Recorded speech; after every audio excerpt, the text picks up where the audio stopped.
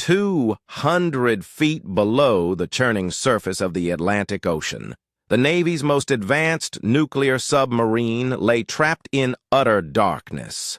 Its revolutionary engine systems had been dead for 3 critical days, leaving 150 sailors facing dwindling oxygen supplies and a rising tide of panic. Every MIT genius, every Pentagon consultant, every sophisticated artificial intelligence program had utterly failed to diagnose the catastrophic failure that rendered the $4 billion USS Leviathan powerless on the ocean floor. In a final career-risking act of desperation, Admiral Beverly Cooper placed a call to Leonard Murphy, a gruff 62-year-old mechanic who hadn't worn a Navy uniform in 8 years, but whose weathered hands still remembered secrets no computer could ever decode. Leonard Murphy wiped grease from his knuckles with a rag that had seen better decades, his eyes squinting at the dismantled 1987 Chevrolet transmission sprawled across his workbench. His auto shop, nestled between a bustling laundromat and a corner deli in Norfolk's Gent neighborhood, carried the perpetual scent of motor oil and burnt coffee. Outside, the relentless drumming of February rain beat against windows so grimy they filtered the faint sunlight into hazy amber streaks. The phone shrilled at precisely 0647 hours. Len glanced at the caller ID, a frown etching deeper lines on his brow as he saw the unfamiliar number. He let it ring twice more, the insistent sound echoing in the quiet shop, before finally picking it up. "Murphy's garage," he said, his voice gruff, not bothering to look up from the transmission. "Chief Murphy." The voice on the other end was crisp, unmistakably female, and official. "Just Murphy," he corrected, his tone flat. "Don't use that rank anymore." A brief, charged pause stretched between them. "This is Admiral Beverly Cooper, Norfolk Naval Base," the voice stated, imbued with authority. "I need to speak with you immediately." Len slowly set down his wrench, wiping his hands again, more deliberately this time. He'd heard Cooper's name whispered in VA waiting rooms and American Legion halls. "Tough as nails," they'd said. "Fair, but ruthless." She was the kind of officer who climbed to admiral because she solved problems others couldn't even touch. "I'm retired, Admiral. 8 years now." "I know exactly how long you've been out, Chief. And I know why." The silence that followed was heavy, stretched taut between them like a frayed wire. Len knew precisely what she referenced. The incident that had ended his career. The fitness report that branded him inflexible and resistant to modernization. The early retirement package they'd offered in lieu of a court-martial for insubordination. "What do you want?" he asked. The words clipped. "The USS Leviathan went dark 3 days ago during deep water trials," Cooper's voice explained, its usual command laced with an undercurrent of desperation. "Complete engine failure at 200 feet. We've got 150 souls on board running on emergency air." Len straightened, a jolt going through him. The Leviathan. He knew of it.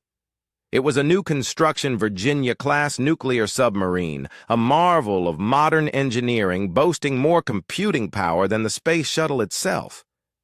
He'd read about her in Navy Times before he stopped reading Navy Times. "You've got teams of engineers," he stated, skepticism lacing his voice. "Why call me?" "Because they've all failed." Cooper's voice carried the undeniable weight of desperation, barely contained by her rank. "Every expert we've thrown at this problem has come up empty. The engine management system is completely dead. No diagnostics, no error codes. Nothing. It's like the submarine's brain just stopped working." Through his shop window, Len watched a city bus rumble past, belching a cloud of diesel exhaust. Normal people going to normal jobs, blissfully unaware that somewhere beneath the vast Atlantic, sailors were silently counting their breaths. "I haven't touched a Navy engine in 8 years, he finally said, the words heavy with resignation. "I remember what you did on the USS Hartford in '98, Cooper countered, her voice unwavering. "Generator fire, electrical systems fried, dead in the water off the coast of Somalia. You had her running in 4 hours using spare parts from the galley equipment." Len closed his eyes, the memory vivid. He remembered that night. The acrid smell of burning insulation, the crew's anxious faces illuminated by the flickering emergency lighting. He remembered the way his hands had moved, almost independently of his brain, following instincts honed by 2 decades of coaxing life from dying machines. "That was different," he murmured. "Simpler systems." "Was it?" Cooper's tone shifted, a subtle challenge in her voice. "Or did you just understand something about machines that the computer programmers missed?" Outside, the rain was picking up, turning the street into a river of reflected neon. Len thought of Lillian, his wife, who had died 3 years ago after an 18-month battle with cancer. She had always said he talked to engines like they were people, listened to them like they had stories to tell. These new subs, he began slowly, his gaze still fixed on the rain-swept street. "They're all computer-controlled. Artificial intelligence managing everything from propulsion to life support. I'm a gearhead, Admiral. I work with wrenches and intuition." "The Leviathan's core engine is still mechanical at its heart," Cooper interjected, cutting him off smoothly. "Electric motors, cooling pumps, pressure valves. All the computer does is tell those components when to work." "But if the computer's giving bad orders, the engine fights back," Len finished, a sudden spark of recognition in his eyes. He'd seen it before, even in older ships. Sophisticated control systems that became confused, started issuing contradictory commands until the physical components simply refused to cooperate. A silent rebellion of gears and wires against illogical commands. Cooper pressed her advantage, her voice gaining urgency. "We've got civilian contractors from General Dynamics, MIT professors who designed the control algorithms, Navy engineers who've been working on this class of submarine for 5 years. None of them can figure out why she died. But I remember reading your service record, Chief. You never met an engine you couldn't fix." That was a long time ago. 3 days ago, those sailors were on a routine training exercise. Cooper's voice hardened, carrying the full weight of her responsibility. Now, they're trapped in a metal coffin, breathing recycled air, wondering if they'll ever see sunlight again. Their families are being told there's been a mechanical issue, and not to worry, but I'm worried, Chief. I'm terrified. Len walked to the window, pressing his palm against the cool glass. Somewhere out there, beyond the relentless rain and the endless traffic and the ordinary problems of ordinary people, sailors were waiting in the dark. Young men and women who had trusted their lives to machines that had betrayed them. "What makes you think I can do what your experts can't?" he asked, his voice barely a whisper. "Because you listen to engines instead of computers. Because you fix problems instead of managing them. Because 25 years ago, you crawled into a flooded engine compartment during a North Atlantic storm and kept the USS PBLO from sinking with nothing but a pipe wrench and pure stubbornness." The memory hit him like a physical blow, cold seawater rushing through cracked hull plates. the ship listing 15 degrees to starboard, his hands working by feel alone in absolute darkness, while the unforgiving ocean tried to claim yet another submarine. He'd been 37 then, convinced he was immortal, certain that any problem could be solved if you just refused to quit. "I'm 62 years old," he said quietly, his voice a low rumble. "My knees creak, my back aches, and I need reading glasses to see fine print. But your hands still work and your brain still remembers things these young engineers never learned." Len looked at his reflection in the greasy window, seeing an old man with thinning gray hair and lines carved by decades of squinting into engine compartments. But behind that reflection, he could almost see the ghost of who he used to be. Chief Petty Officer Leonard Murphy, the sailor who could fix anything, who'd earned respect one impossible repair at a time. "Where is she?" he asked, the question hanging in the air. 200 miles east of Cape Pattis. We've got a helicopter standing by at Oceanana. You could be on station in 90 minutes. "And if I can't fix it?" Cooper's voice went very quiet, the authority in it replaced by a fragile vulnerability. "Then we start planning a rescue operation that might kill more people than it saves." The silence stretched between them again, heavy and profound. In that silence, Len heard all the arguments against going. He was too old, too out of touch, too bitter about how his career had ended. But he also heard something else. The steady, relentless tick of his shop clock, marking time while somewhere in the crushing darkness, 150 sailors counted their heartbeats. "I'll need my tools," he said, his decision made. "Already arranged. Whatever you need, and I work alone. No committee decisions, no second-guessing from specialists who think they know better." "Understood." Len pulled his old Navy windbreaker from a hook by the door.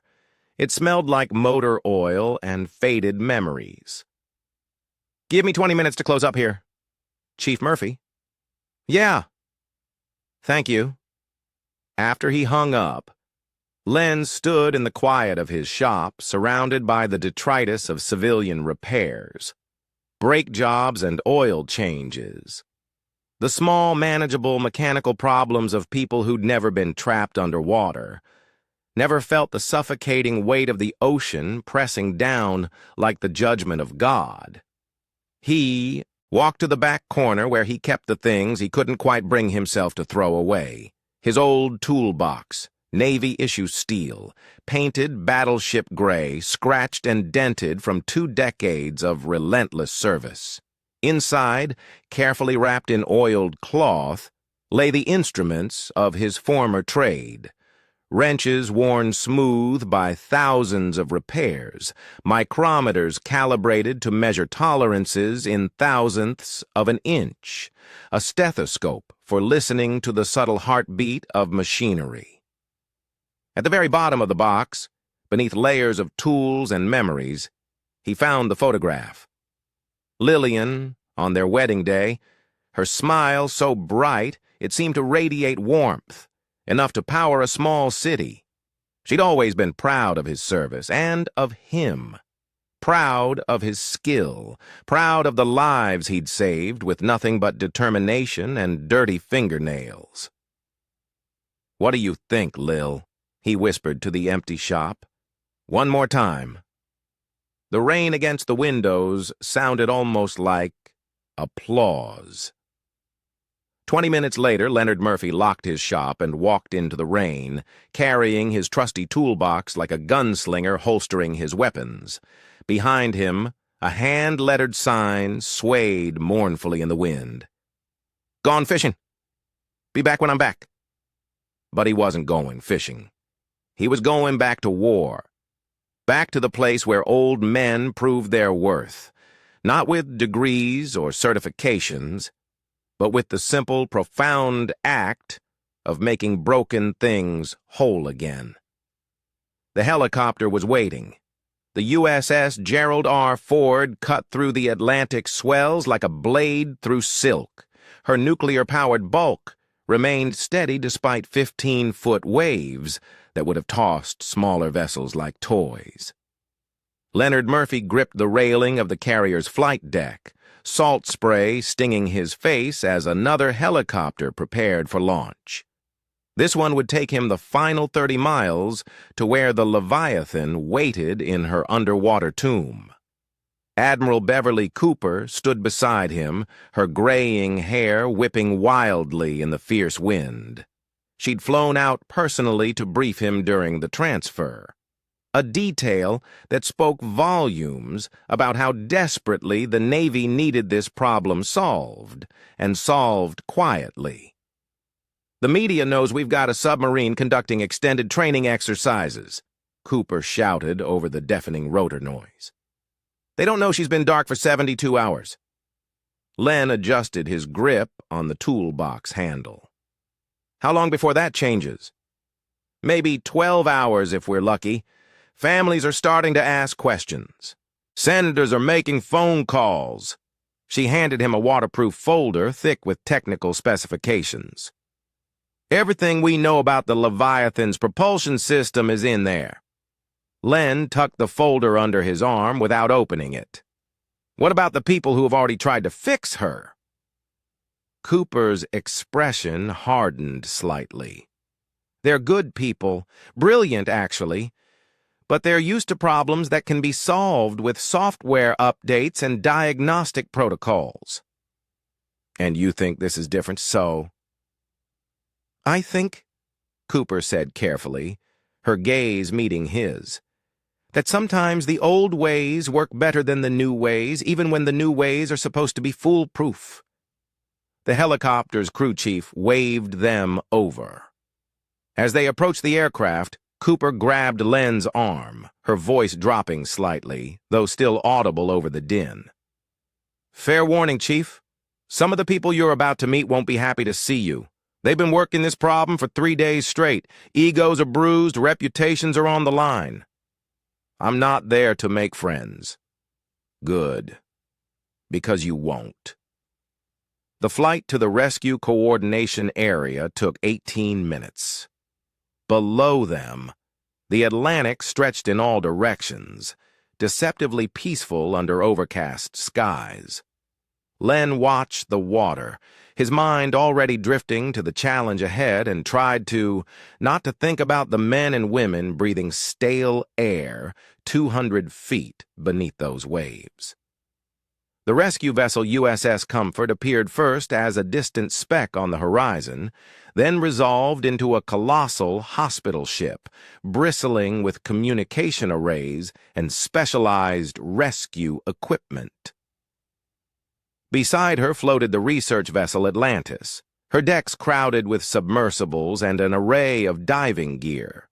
Between them, a dozen smaller craft formed a protective perimeter around the empty expanse of water that marked the Leviathan's grave. As their helicopter descended toward the Comfort's landing pad, Len could discern figures moving with urgent purpose across the ship's deck. Even from a distance, their body language spoke volumes of frustration and barely controlled panic. The moment his boots touched the steel deck plating, Len found himself surrounded by uniforms, naval officers and civilian contractors, men and women whose faces bore the unmistakable strain of 3 sleepless days, fighting an unseen enemy they couldn't even identify. "Chief Murphy," a young officer stepped forward, his posture crisp despite the grim circumstances. "Lieutenant Donald Gibson, sir. I'm to escort you to the command center." Len followed Gibson through corridors that hummed with a suppressed, frantic energy. Sailors hurried past, carrying communication equipment and emergency supplies. The entire ship felt like a trauma center during a mass casualty event, a place of controlled urgency and suppressed desperation. The command center occupied the Comfort's main briefing room, now transformed into something resembling mission control. Wall-mounted displays showed flickering sonar readings, atmospheric data from inside the Leviathan, and schematic diagrams that, to an untrained eye, looked like abstract art rather than intricate engineering blueprints. "Gentlemen, ladies," Admiral Cooper's voice cut through the low murmur of conversation as she entered behind Len, commanding instant silence. "This is Chief Petty Officer Leonard Murphy, retired. He's here to assess our situation." The silence that followed was thick enough to cut with a knife. Len counted 15 people in the room, their expressions ranging from curious to openly skeptical. Most were younger than his shop tools. A woman in civilian clothes stepped forward first, her gaze sharp. "Dr. Shirley Kennedy, Naval Research Institute. With all due respect, Admiral, we've exhausted every conventional approach to this problem. The Leviathan's propulsion control system appears to have suffered a complete cascading failure. Without being able to access the diagnostic systems, the diagnostics are worthless if they can't tell you what's broken," Len interrupted quietly, his voice cutting through her explanation. Dr. Kennedy's eyebrows rose in surprise. "I'm sorry?" "You said the control system failed," Len continued, ignoring her surprise. "But what if the control system is working exactly the way it's supposed to? And something else is the problem?" A younger man in a rumpled suit let out a short, humorless laugh. "That's impossible. The system has multiple redundancies, fail-safes, automatic backup protocols. It can't just stop working for no reason." "And you are?" Len asked, his gaze fixed on the man. "Raymond Henderson, MIT. I helped design the Leviathan's engine management software." Len studied Henderson's face, noting the telltale signs of exhaustion and professional pride.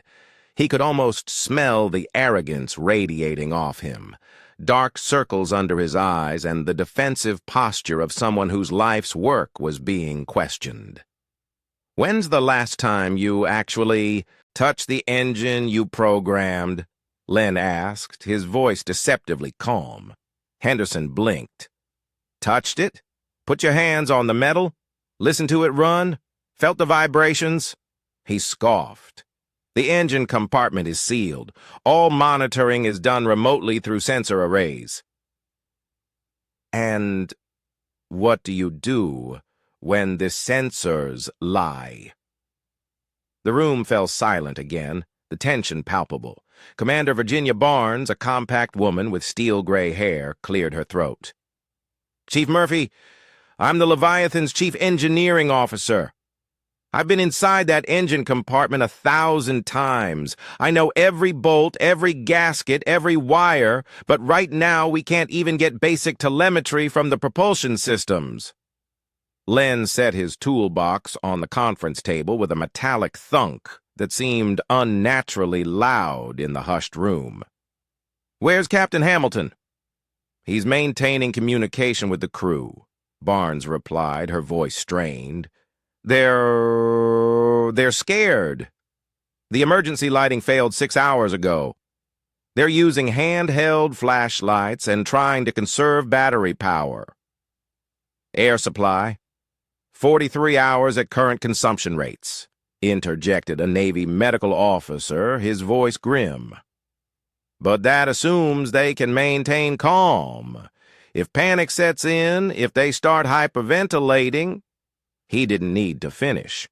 Len had been in that situation once, aboard the USS Pittsburgh, when a reactor scram left them dead in the water during a winter storm. He remembered the chilling clarity with which fear consumed oxygen faster than any life support system could replenish it. "Show me what you've tried," Len said, his voice cutting through the heavy atmosphere. For the next 20 minutes, he listened intently as the assembled experts walked him through their extensive efforts. They'd attempted remote engine restarts using backup power systems. They'd tried rerouting control signals through secondary processors. They'd even considered sending down a robotic submersible to physically manipulate engine controls. But the Leviathan's hull was too deep for their equipment to reach. Every solution they proposed was sophisticated, elegant, and completely dependent on systems that were no longer responding to commands. "What about manual control?" Len asked when they finished, his gaze sweeping across their faces. Dr. Kennedy frowned. "Manual control of what?" "The engine." Len elaborated. "Every automated system has manual overrides, mechanical linkages, hydraulic controls, something that doesn't depend on computers." Henderson shook his head dismissively. "The Leviathan's propulsion system is fully integrated. There are no manual overrides because they're not necessary. The control system is designed to handle any conceivable failure mode, except the one that's actually happening."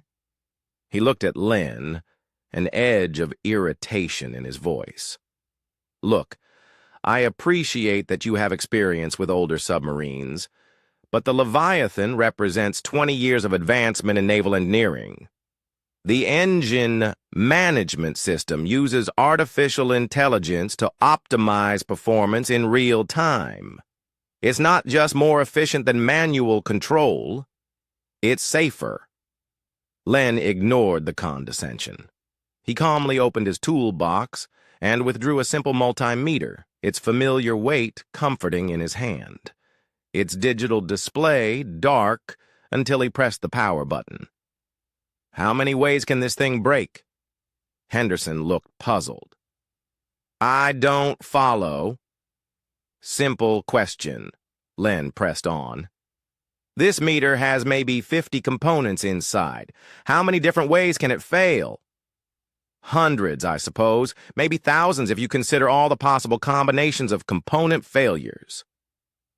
"Right now, how many components are in your engine management system?" Henderson's face began to pale as he understood the implication. "Approximately 40,000 discrete elements, not counting software modules." "So, we're talking about millions of possible failure modes," Len continued, his voice steady.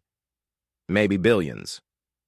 He closed the toolbox with a decisive click, the sound echoing in the now silent room. "Your artificial intelligence is very smart, Dr. Henderson, but it's not smart enough to predict every way it can break. And when it breaks in a way nobody anticipated, all that sophistication becomes a liability." The room was quiet, except for the low hum of ventilation systems and the distant rhythmic sound of waves against the hull. Outside, storm clouds were building on the horizon, and the afternoon light filtering through the portholes had taken on an ominous, bruised cast.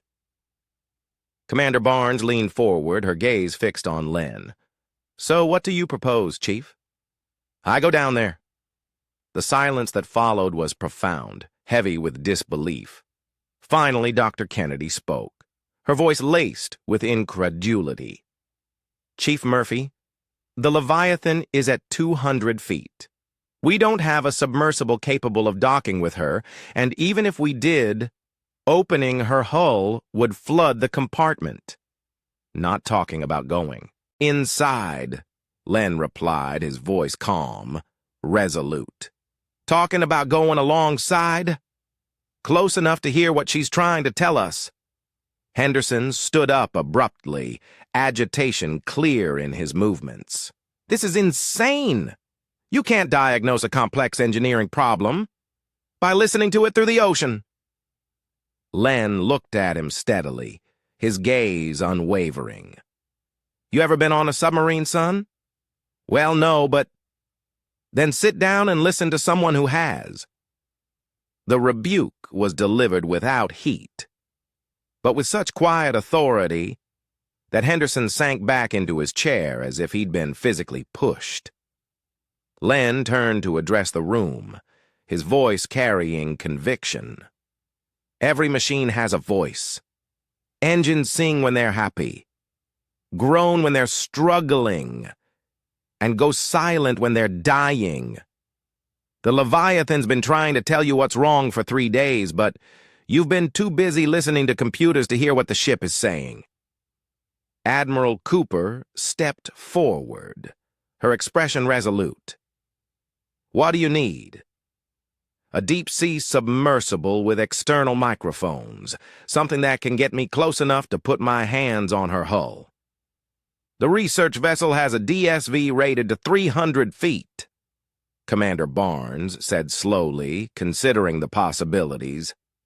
But it's designed for scientific observation, not mechanical repair. I'm not planning to repair anything from outside. I'm planning to diagnose the problem so we can fix it properly. Dr. Kennedy shook her head, still unconvinced. Even if you could somehow determine what's wrong by listening to the engine through the hull, we still couldn't implement repairs without access to the propulsion compartment. One problem at a time, Doctor. The storm clouds on the horizon were moving closer, a dark, bruised mass, and the first drops of rain began to spattering against the windows. In a few hours, surface conditions would make any diving operation impossible. If they were going to try Len's unconventional approach, it had to be soon. Admiral Cooper made the decision with the kind of decisive command authority that had forged her career. Prep the DSV. Chief Murphy goes down in 2 hours. As the meeting broke up and people hurried off to their various tasks, Raymond Henderson lingered behind. When the room had mostly emptied, he approached Len with obvious reluctance, his shoulders slumped. Chief Murphy, I want you to know that I respect your service record, but the Leviathan's propulsion system represents the pinnacle of naval engineering. If there was a simple solution to this problem, we would have found it. Len studied the young man's face, seeing not arrogance now, but genuine fear. Fear that his life's work had failed, that people might die because of his creation. Dr. Henderson, he said gently, sometimes the most complex problems have the simplest causes, and sometimes the people who know the most about how something should work are the last ones to see how it's actually broken.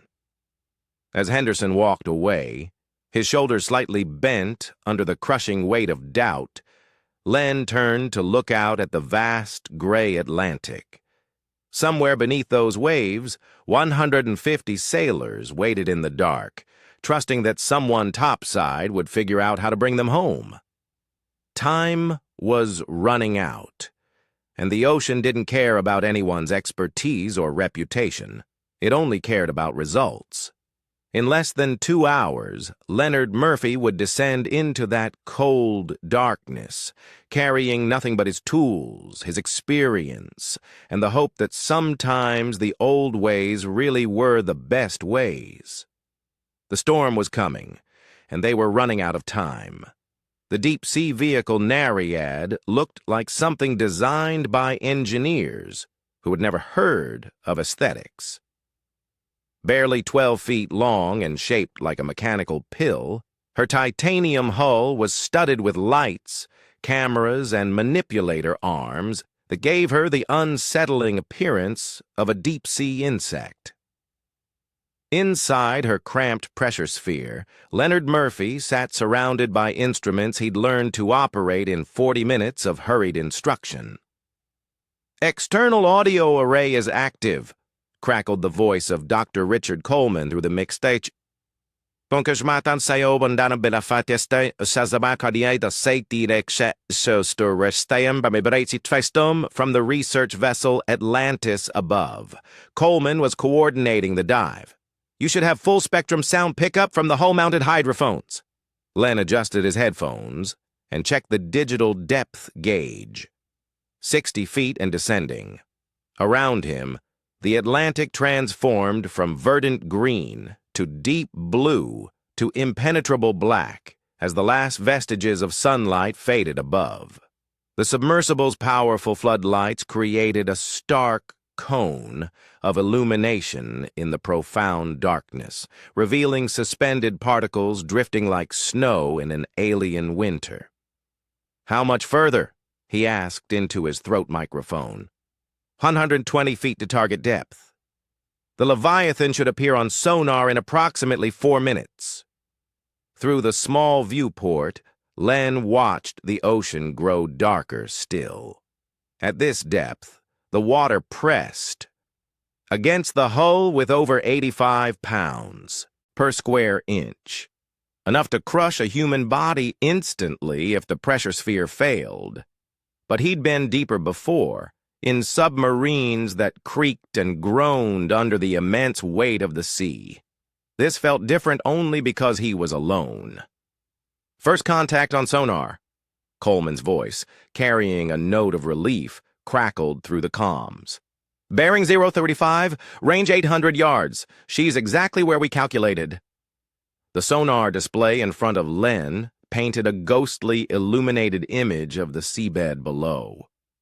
Among the scattered rocks and marine sediment, a long cylindrical shape lay motionless, like a sleeping whale. The USS Leviathan. 377 feet of steel and silence, waiting for someone to solve the riddle that had trapped her crew. "Visual contact," Len reported, as the Nereid's powerful lights picked up the submarine's black hull. Even in the profound darkness, she was beautiful in the way that machines could be beautiful. Clean lines, purposeful curves, every surface designed for optimal function and efficiency. But she lay too still, too quiet, like a living thing that had stopped breathing. Len maneuvered the Nereid closer, using the thruster controls to position himself alongside the Leviathan's engine compartment. The submarine's massive hull stretched away into the infinite darkness, both forward and aft, a testament to human engineering ambition. But somewhere inside that marvel of technology, something had gone fundamentally wrong. "I'm in position," he reported. "Beginning acoustic analysis." He activated the external hydrophone array and slowly rotated the directional microphones until they focused on the submarine's propulsion section. Through his headphones, he heard the ocean's voice, the distant, ethereal groan of thermal layers shifting, the faint click and whistle of unseen marine life, and the low, constant rumble of surface waves far above. But, from the Leviathan herself, nothing. "Topside," he said, his voice taut. "I'm not getting any mechanical noise at all. No pumps, no circulation fans, nothing." "That's consistent with what we've observed," Coleman replied, his voice equally grave. "Complete shutdown of all propulsion-related systems." Len frowned and adjusted the hydrophone sensitivity. Most people thought of silence as the absence of sound, but submarines were never truly silent. Even when fully shut down, they produced dozens of small internal noises: air circulation, hydraulic pressure maintenance, electrical systems, cycling on and off. The complete unnatural absence of these familiar sounds was itself a chilling message. "Dr. Coleman," Len pressed, "what's the status of the emergency life support systems?" "Functional, but stressed. They're running on battery power, and the CO2 scrubbers are working overtime. The crew is conserving oxygen by limiting physical activity."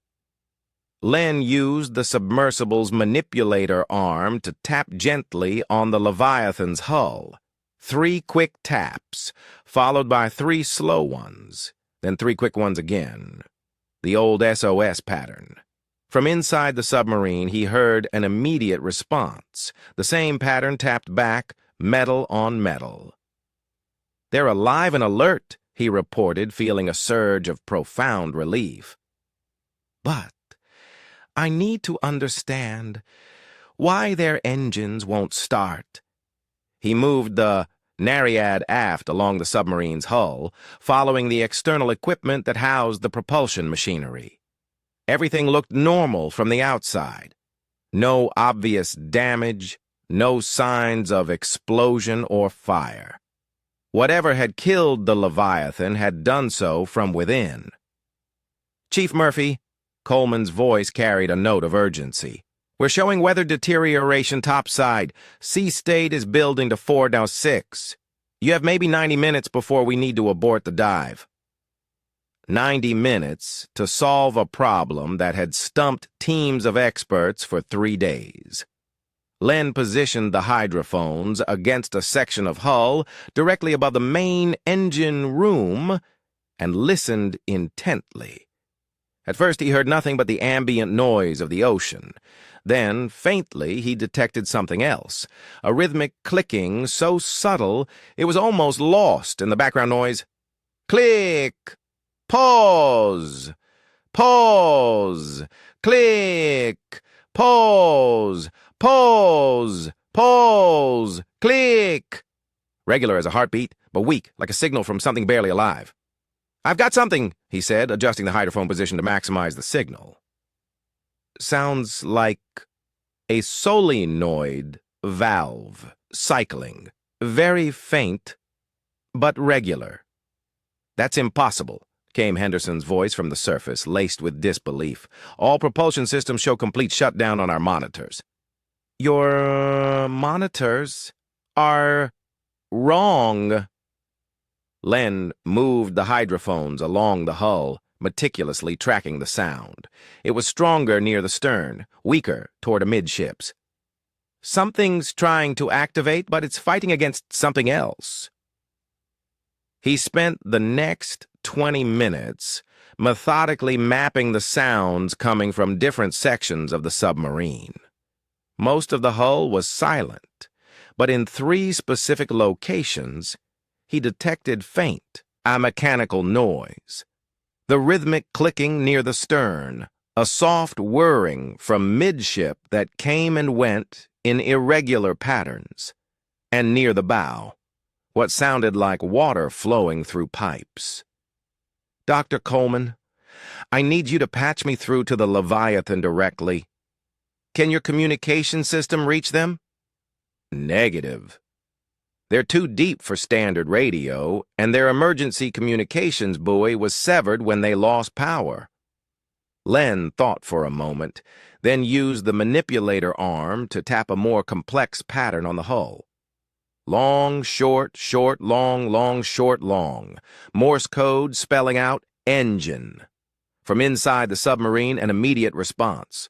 Long, long, long, short, short, short, dead. He tapped back. "Where?" The response came more slowly, as if someone inside was thinking carefully. "Computer." Len felt something click into place in his mind. A pattern recognition that came from decades of troubleshooting mechanical systems. He tapped manual. "No access." There it was. The submarine's engine was mechanically sound, but the computer controlling it had locked the crew out of manual operation. Every modern naval vessel had manual backup controls, but they were typically sealed away behind access panels that required special tools to reach. "Topside," Len said, his voice firm. "I think I know what's happening down here." "Go ahead," Coleman replied. The Leviathan's engine management computer didn't fail. It's working exactly as programmed, but it's stuck in some kind of diagnostic loop. It keeps trying to start the engine, but something in the control algorithm is preventing full startup. Meanwhile, the computer has locked out manual controls to prevent what it thinks is unsafe operation. Henderson's voice crackled through the speaker, a note of stunned recognition in it. "That's actually possible. If the startup sequence encountered an error condition not covered by the programming, it might default to a protective mode." "But why wouldn't the diagnostic system show this?" asked Dr. Kennedy, confusion in her voice. Because the diagnostic systems are part of the same computer that's malfunctioning, Len replied, his tone grim. It can't diagnose its own problem because it doesn't recognize it as a problem. Above him, the Leviathan lay silent and dark, her crew trapped not by mechanical failure but by the very intelligence designed to protect them. It was like being locked in a safe by a security system that had forgotten the combination. So, how do we fix it? Coleman asked, his voice strained.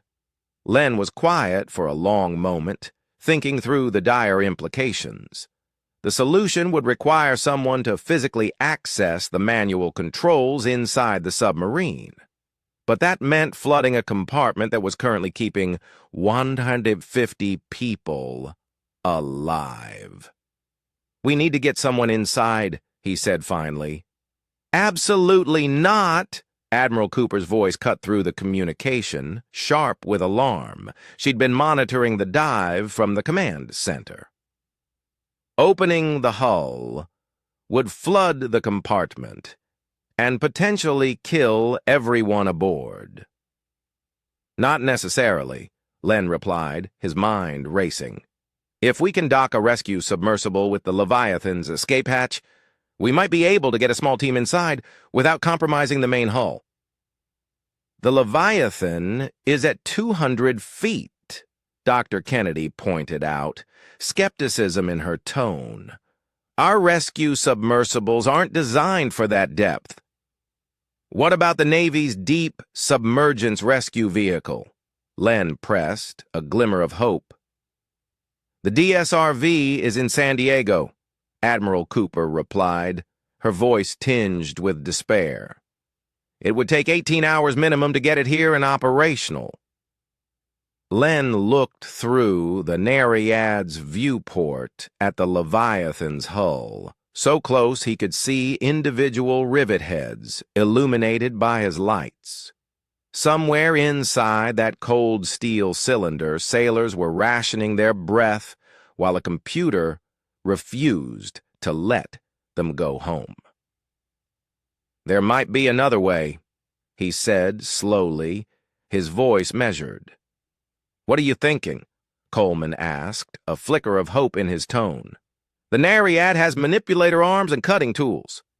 If I can access the external manual override panel— Chief Murphy, Coleman interrupted, a note of caution in his voice. The external overrides are designed for dockyard maintenance. They require specialized tools and detailed technical knowledge of the propulsion system. Then it's a good thing I spent 25 years learning about propulsion systems. The silence that followed was filled only with the faint sound of waves far above and the steady hum of the Nereid's life support systems. Finally, Admiral Cooper spoke, her voice grave. Chief, what you're proposing is extremely dangerous. If you make a mistake, you could damage the submarine's hull integrity or trigger a catastrophic system failure. And if I don't try, Len countered, his voice resolute, those sailors die anyway when their air runs out. Through the viewport beside him, Len heard the faint clicking continue.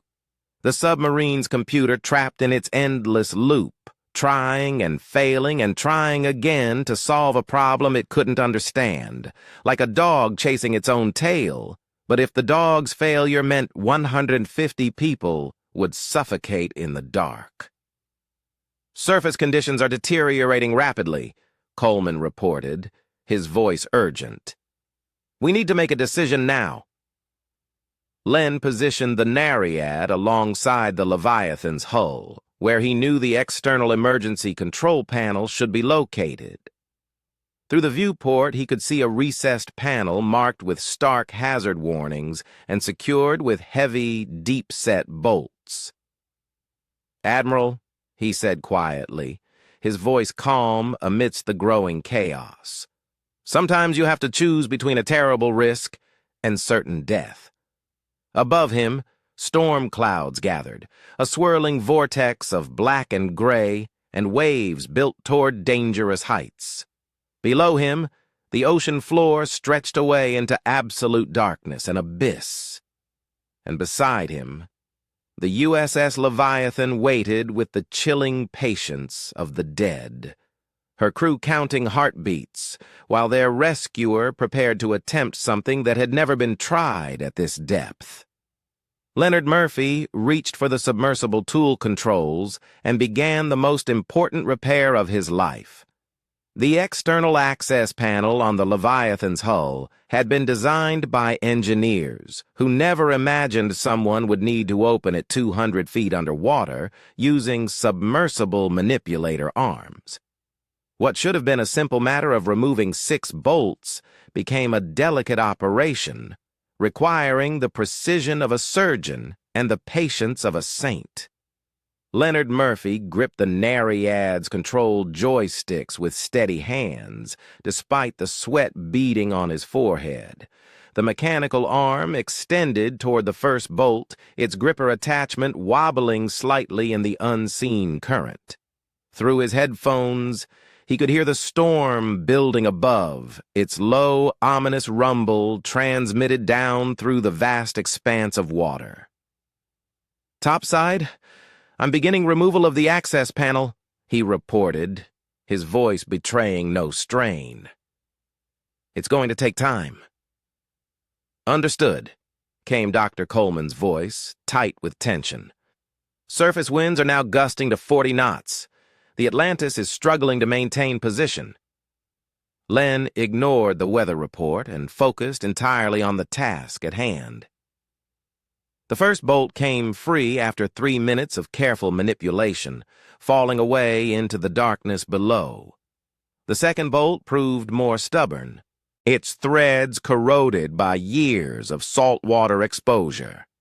"Come on, sweetheart," he murmured to the unyielding metal, using the same voice he'd always reserved for stubborn equipment. "Don't fight me now." The bolt suddenly gave way, its unexpected release nearly causing him to lose control of the manipulator arm. 2 down, 4 to go. From the surface, Raymond Henderson's voice crackled through the speaker, tinged with a fresh wave of anxiety. "Chief Murphy, I've been thinking about the control system architecture. Even if you can access the manual overrides, the computer might still block any startup attempts." "One problem at a time, son." Len positioned the arm for the 3rd bolt. "Right now, I just need to get inside this panel." The 3rd and 4th bolts came free more easily, but the 5th had been over-tightened during installation. Len applied steady pressure, feeling the manipulator arm strain against the resistance. Too much force would strip the threads or damage the arm. Too little would accomplish nothing. "Chief!" Admiral Cooper's voice, sharp with the weight of command decision, cut through his concentration. "We're showing significant seize-date deterioration. If we don't recover you within the next hour, we may not be able to safely retrieve the Nariad." Len paused in his work. Through the submersible's hull, he could hear the Leviathan's crew tapping intermittently on their side of the steel barrier. Morse code messages that spelled out fragments of information. "Air low, crew stable, need help." "Admiral," he said quietly, his gaze fixed on the stubborn bolt. "Those sailors don't have an hour to spare while we worry about sea conditions." "I understand that, but losing you won't save them." The 5th bolt finally surrendered with a metallic ping that resonated through the water. 1 more to go. The 6th bolt had been painted over during the submarine's last maintenance cycle, sealing the threads with several layers of corrosion-resistant coating. Len tried various approaches: steady pressure, alternating torque, even using the manipulator's impact function to jar it loose. Nothing worked. "Surface," he said. "I need to try something unconventional." "Define unconventional," Coleman replied nervously. "I'm going to use the cutting torch to burn through the fetus paint seal." The silence that followed was broken by Henderson's alarmed voice. "Chief Murphy, that's extremely dangerous. The thermal shock could crack the bolt or damage the panel sealing. And, if I can't get this panel open, your sealing won't matter because everyone inside is going to die." Len activated the Nereid's plasma-cutting torch, a tool designed for underwater salvage operations. A brilliant blue flame erupted from the manipulator arm, turning the surrounding water into a cloud of superheated steam.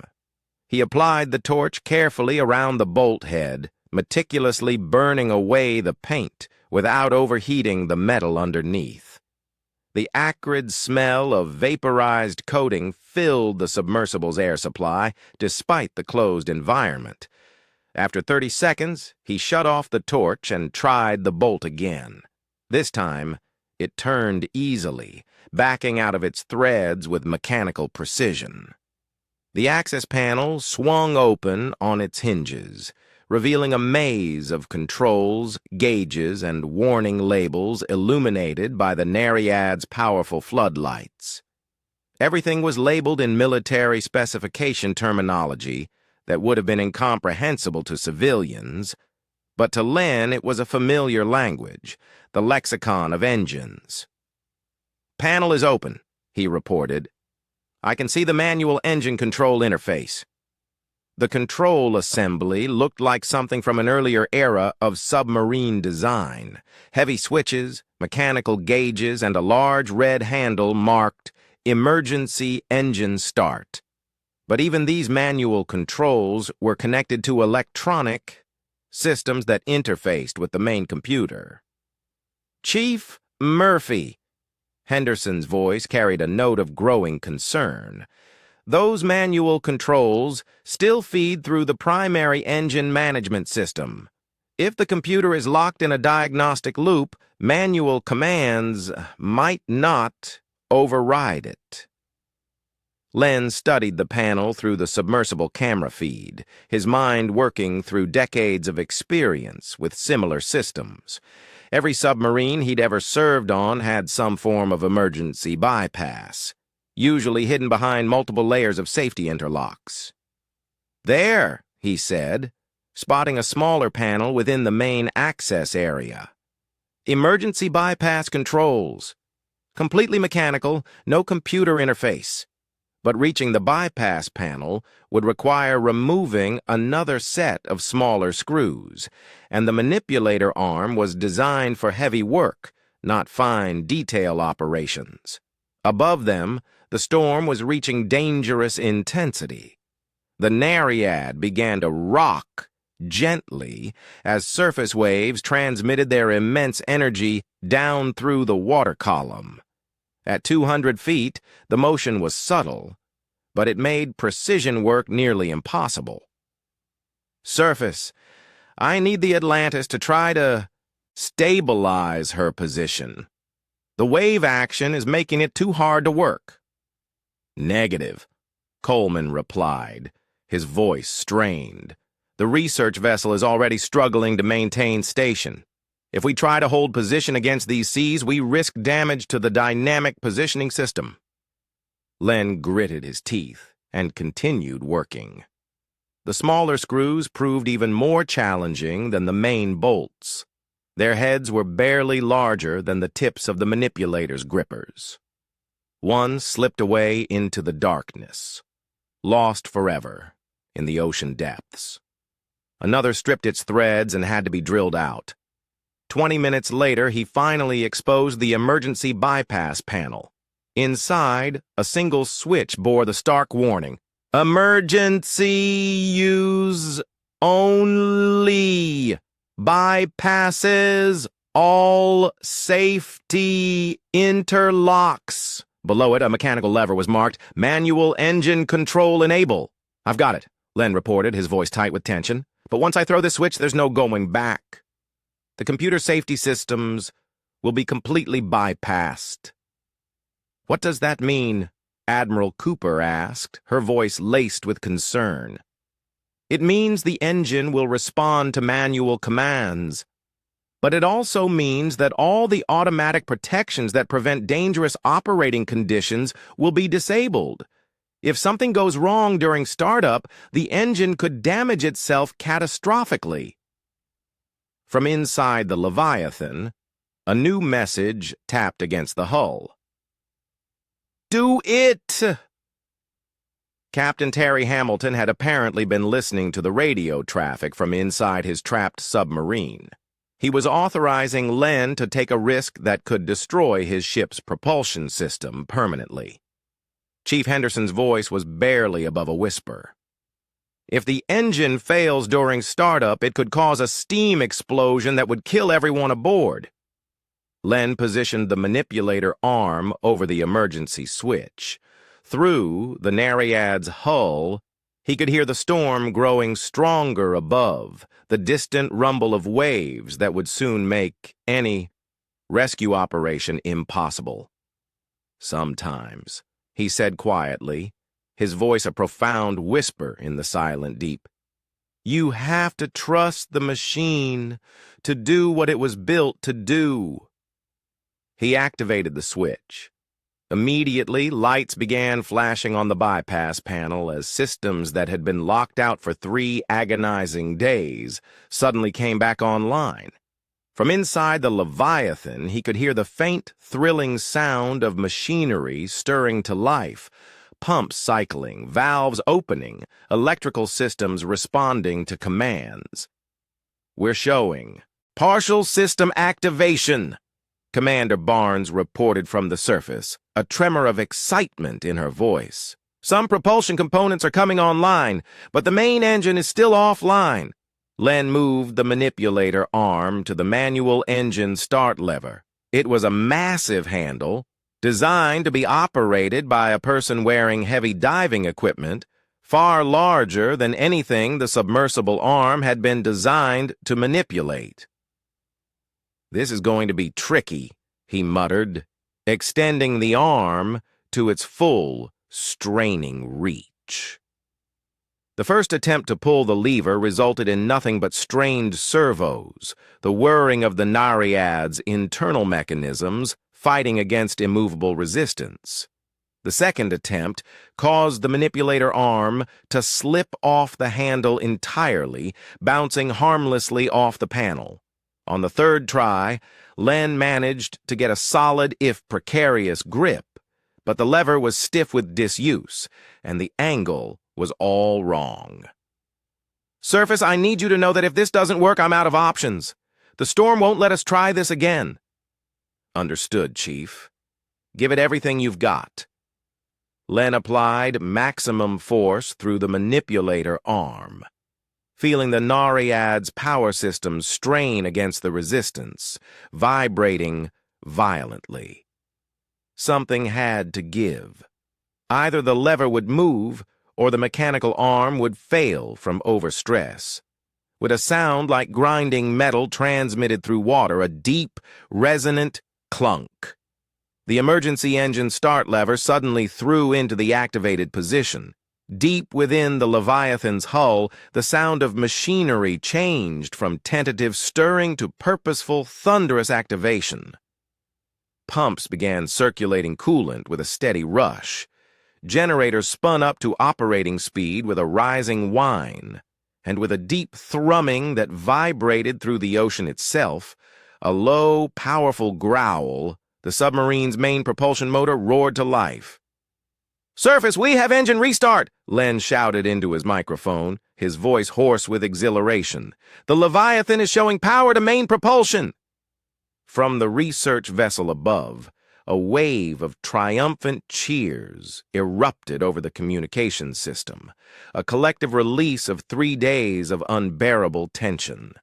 But even as he celebrated the success, Len knew their problems weren't over.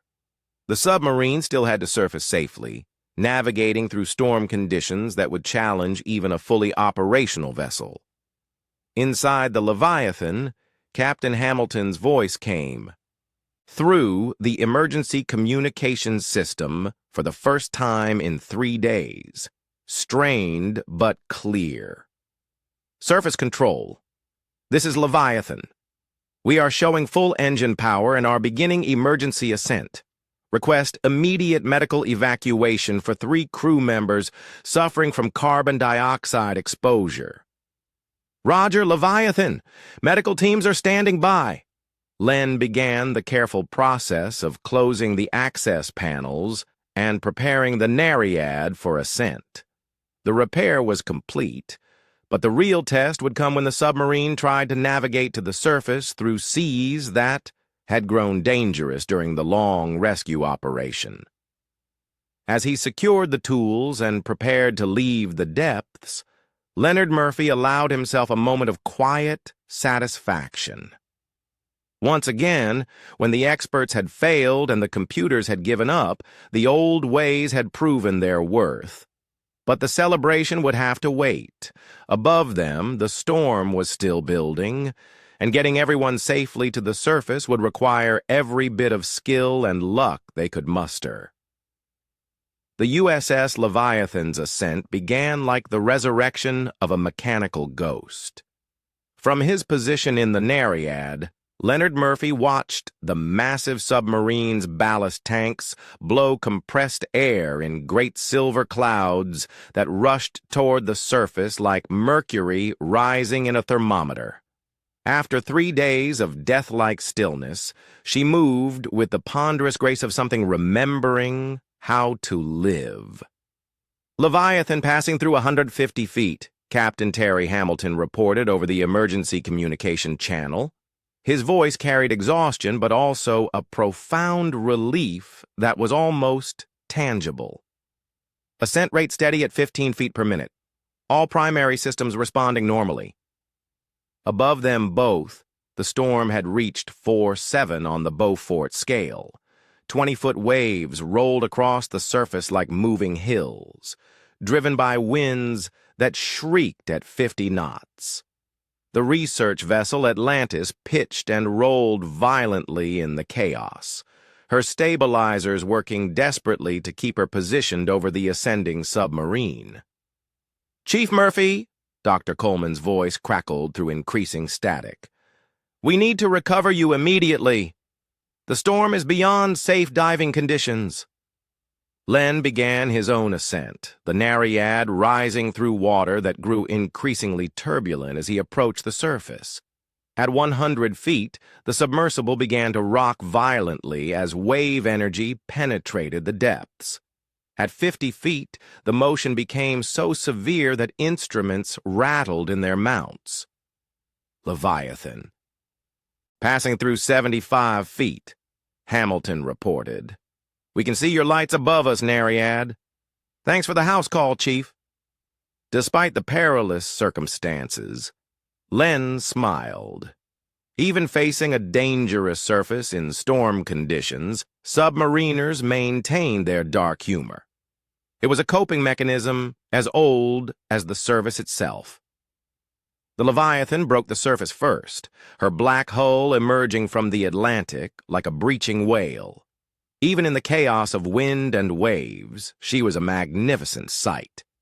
377 feet of purposeful engineering streaming water from her conning tower as her crew prepared for rescue operations.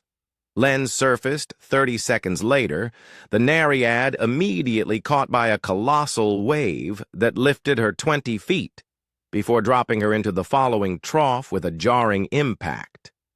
Through the viewport, he could see the rescue ships fighting to maintain position in seas that would have been challenging for much larger vessels. "Recovery crews! This is Nereid," he called over the radio, his voice strained by the motion. "I'm ready for pickup, but it's going to be a rough one." The crane operation to lift the submersible from the water took 45 harrowing minutes and nearly ended in disaster. Twice. At one point, a rogue wave lifted the Nereid just as the crane was lowering the recovery cradle, causing a collision that dented the submersible's sturdy hull. But finally, Len felt the solid deck plating beneath the craft as she was secured to the Atlantis. He emerged from the cramped pressure sphere like a man leaving a tomb, his legs unsteady after hours in the confined space. The deck crew surrounded him immediately, helping him toward the precarious shelter of the ship's superstructure as spray from the raging storm waves soaked everything in sight. "Chief Murphy!" Admiral Cooper appeared through the chaotic spray, her uniform drenched, but her expression triumphant. "Outstanding work down there. The Leviathan's crew is safe thanks to you."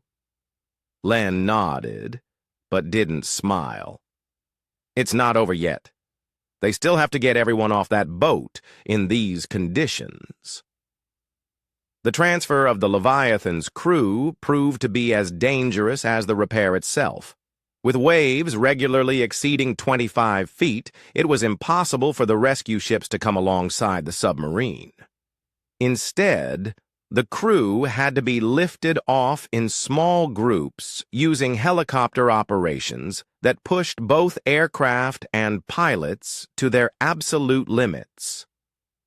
From the bridge of the Atlantis, Len watched the first Seahawk helicopter battle the ferocious wind as it approached the Leviathan's deck. The submarine was rolling heavily in the mountainous seas, her flat hull design making her particularly unstable on the surface. Timing the rescue required split-second precision. Too early or too late, and the helicopter could crash into the submarine's sail. "First load away," reported the helicopter pilot, his voice strained with concentration. 6 personnel plus medical cases aboard." The medical cases were the 3 sailors who'd suffered carbon dioxide poisoning during the emergency. Petty Officer Bruce Morgan had been unconscious for the last 6 hours, his body overwhelmed by the toxic atmosphere that had built up inside the submarine. The other 2 were conscious, but struggling to breathe even with supplemental oxygen. "How long before everyone's off?" Admiral Cooper asked the operations controller, her gaze fixed on the turbulent scene outside. "At this pace, approximately 4 hours. But the storm's still building. We may have to suspend operations if conditions get worse." Through the bridge windows, they could see the Leviathan struggling to maintain position. Captain Hamilton was skillfully using engine power to keep her bow into the waves, but even nuclear propulsion couldn't completely overcome the brutal physics of storm conditions. "Chief Murphy?" Cooper turned to him, her expression thoughtful. "What you did down there? Using the manual bypass system that wasn't in any of our emergency procedures." Len wiped rain from his face with a towel someone had handed him. "Sometimes the best procedures are the ones that haven't been written yet. The Pentagon is going to want a full debrief. There will be questions about why our experts couldn't solve this problem when you could.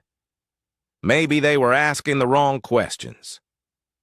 Before Cooper could respond, Raymond Henderson burst through the bridge door, his face flushed with a mixture of excitement and chagrin. "Chief Murphy, I've been analyzing the telemetry data from the Leviathan's restart sequence. You are absolutely right about the diagnostic loop. The engine management system had gotten stuck trying to resolve conflicting sensor inputs." "What kind of conflicting inputs?" Len asked, his interest piqued. "Temperature sensors in the cooling system were giving readings that didn't match the actual engine state. The computer kept trying to adjust cooling flow based on incorrect data, but every adjustment made the readings worse. Eventually, it locked itself into a protective mode to prevent what it thought was an impending thermal runaway.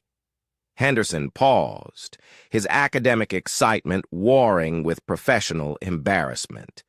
The irony is that if we'd simply disconnected those sensors and let the system run on manual cooling control, the problem would have resolved itself in minutes. So, why didn't anyone think of that? Len challenged. Because the diagnostic system showed everything was normal. We trusted the computers instead of... Henderson struggled with the words, his face grim. Instead of listening to what the machine was actually telling you, Len finished for him. Dr. Shirley Kennedy joined them on the bridge, her usually composed demeanor showing clear cracks of fatigue and stress. Chief Murphy, I owe you an apology. When Admiral Cooper first suggested bringing you in, I thought it was desperation clouding her judgment. And now I think maybe we've become so dependent on technology that we've forgotten how to think without it. She gestured toward the storm-tossed ocean, where the perilous rescue operation continued. You diagnosed a complex system failure using nothing but sound and intuition. That's not just impressive, it's almost impossible according to everything I know about engineering. Len looked out at the Leviathan, her black hull disappearing and reappearing in the chaos of wind and waves. It's not impossible if you remember that machines are built by people. They have personalities, quirks, ways of communicating when something's wrong. You just have to know how to listen. The second helicopter was approaching the submarine now, fighting crosswinds that threatened to push it into the sail structure. The pilot held position with skill that bordered on artistry, allowing the rescue crew to lower cables for the next group of evacuees. There's something else, Henderson said quietly, his voice grim. The temperature sensor malfunction that caused this whole crisis, it was caused by a software update installed just 2 weeks ago. The update was supposed to improve diagnostic accuracy, but it introduced a timing error that made the sensors unreliable. Admiral Cooper turned sharply, her expression darkening. You're telling me this entire emergency was caused by a software bug? Not exactly a bug, Henderson replied, his shoulders slumping. More like an unintended consequence. The software worked perfectly in laboratory conditions.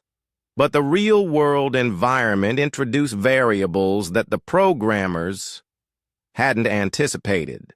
150 people nearly died because programmers didn't anticipate everything that could go wrong.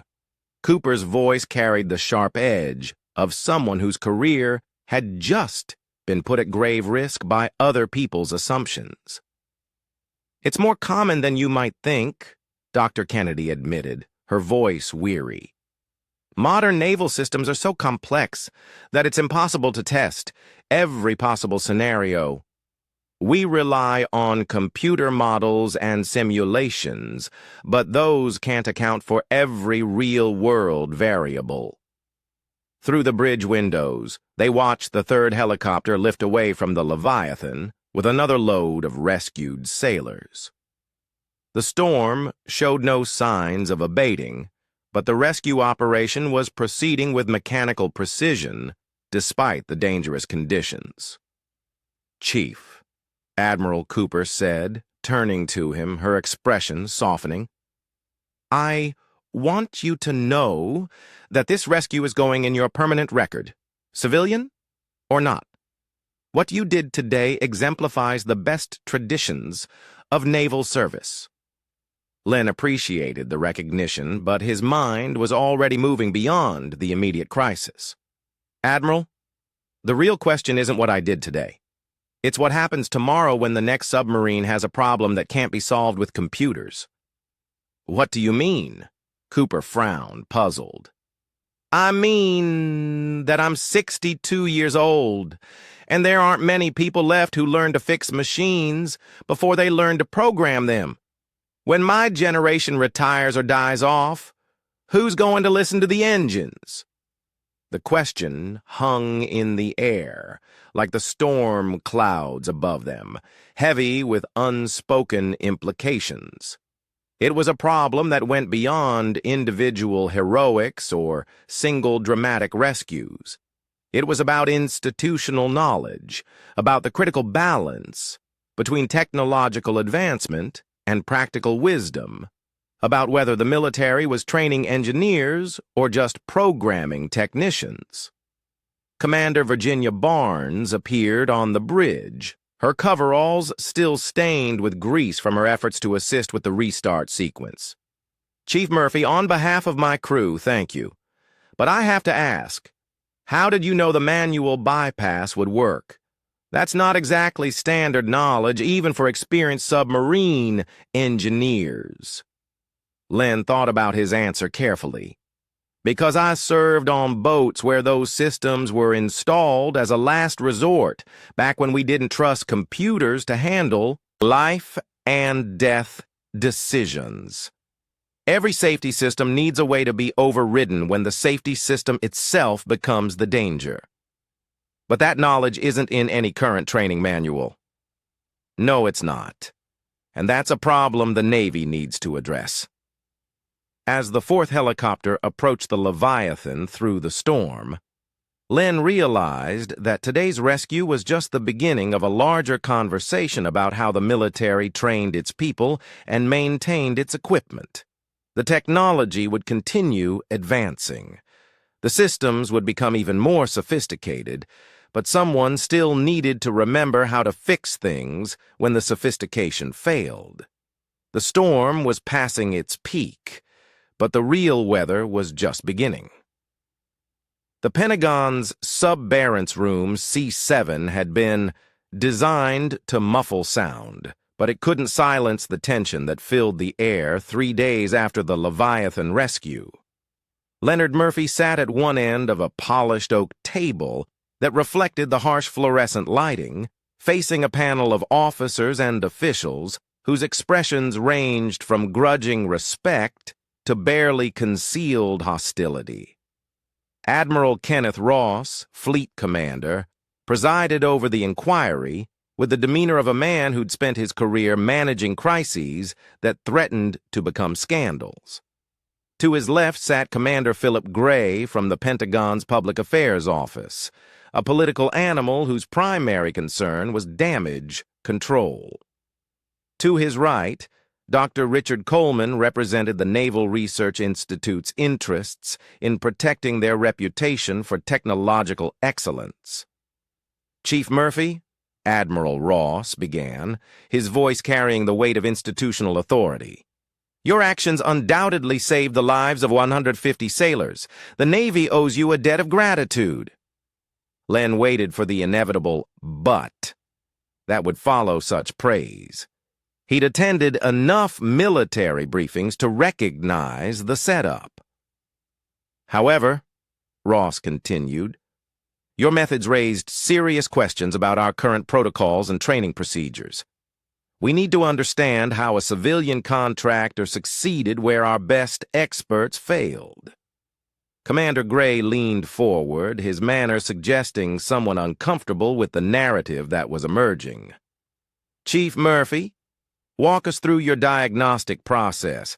How did you determine that the engine management system was experiencing a feedback loop?" "I listened to the submarine," Len replied simply, his gaze steady. "Could you be more specific?" Gray pressed, a hint of impatience in his tone. "The computer was sending conflicting commands to mechanical components.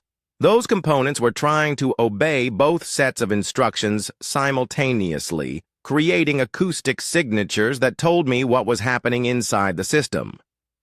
Dr. Coleman shuffled through a stack of technical reports, a slight frown on his face.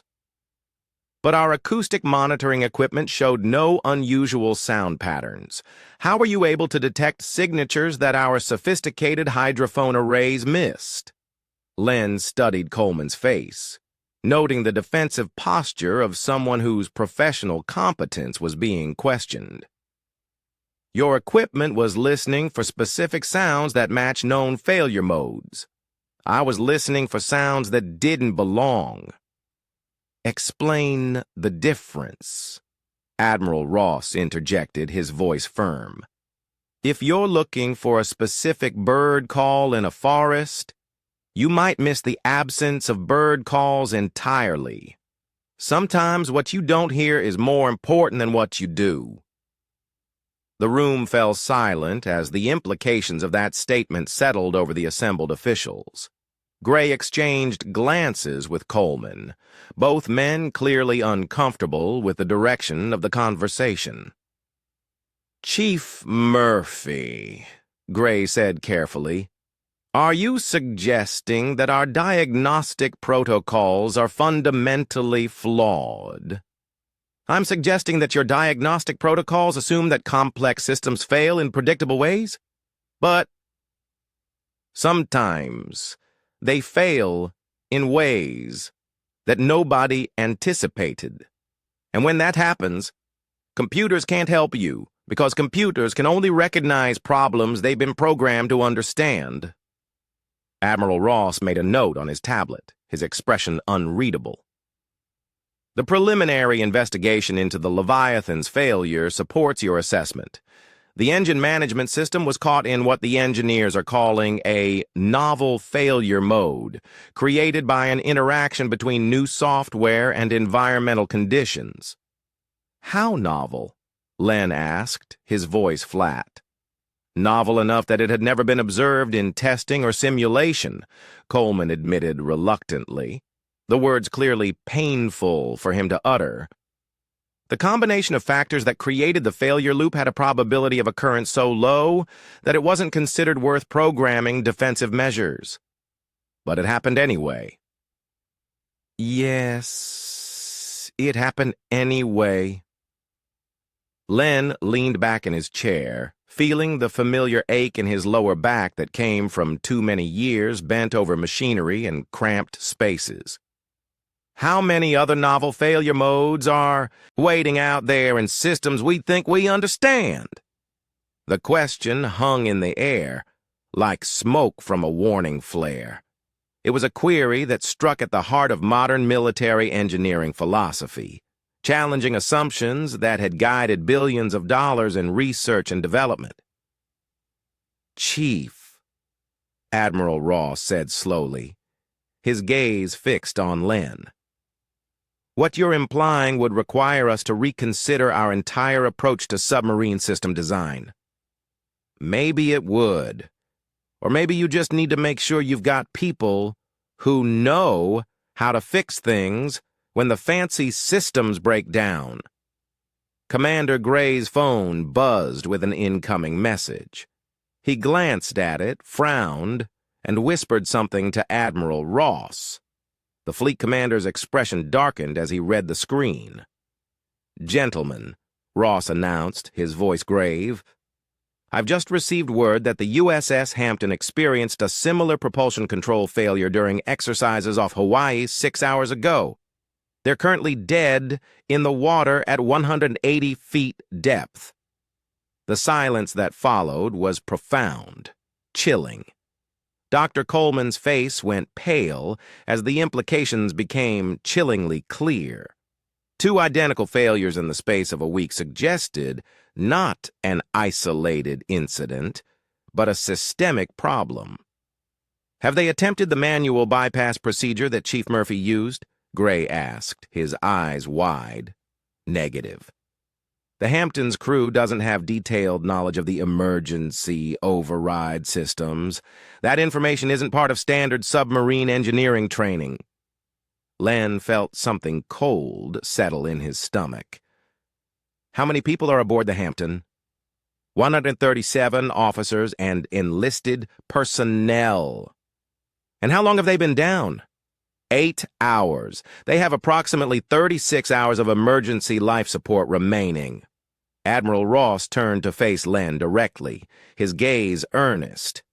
Chief Murphy, I'm going to ask you something that goes beyond the scope of this inquiry. Would you be willing to assist with the Hampton situation? You want me to fly to Hawaii? I want you to guide their crew through the manual bypass procedure via radio communication. You are the only person who successfully performed this operation. Len considered the audacious request. Attempting to talk someone through a complex mechanical procedure from thousands of miles away was like trying to perform surgery over the telephone. Too many variables, too many opportunities for miscommunication. Admiral, what I did on the Leviathan required direct observation and hands-on manipulation. I can't do that through a radio, but you could provide guidance, technical expertise. I could provide guidance that might get people killed if they misunderstand my instructions. Commander Gray leaned forward urgently. Chief, with respect, we don't have many alternatives. The Hampton is too deep for standard rescue submersibles, and it would take 18 hours to get a deep submergence rescue vehicle to their location. What about the crew's engineering officers? They should know their own systems. Dr. Coleman answered with obvious reluctance. The Hampton's chief engineering officer is 28 years old. She's been trained primarily on computer-controlled systems.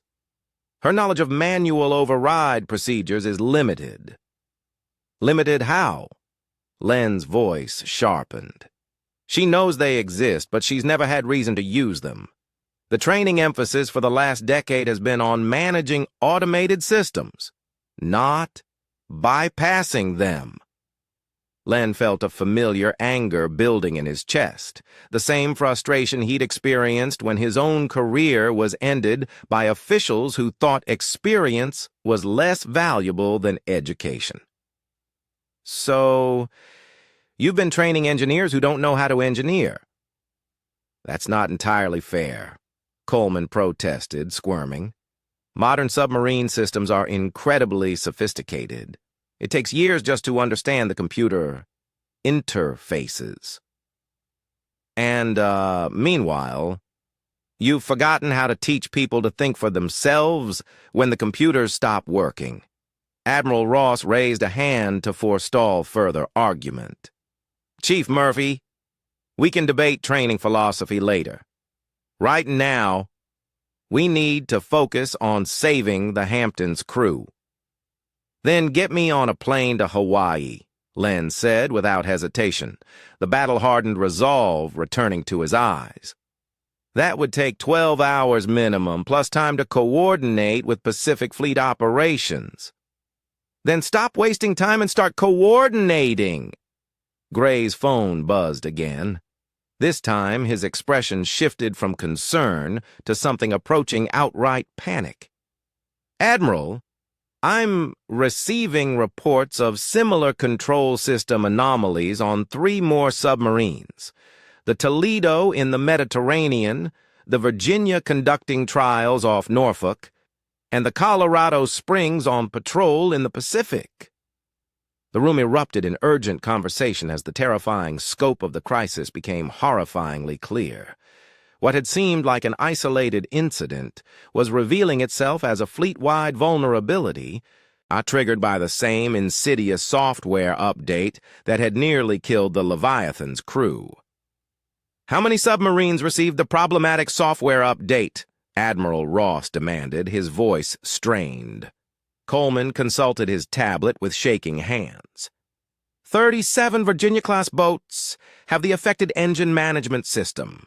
All received the update within the last 3 weeks, and how many of those are currently submerged? 14, including the Hampton.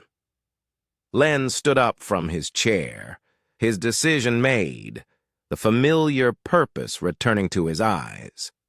Admiral, you don't need me in Hawaii. You need me here. talking to all 14 crews simultaneously, walking them through procedures that should have been part of their training from day one. Can that be done?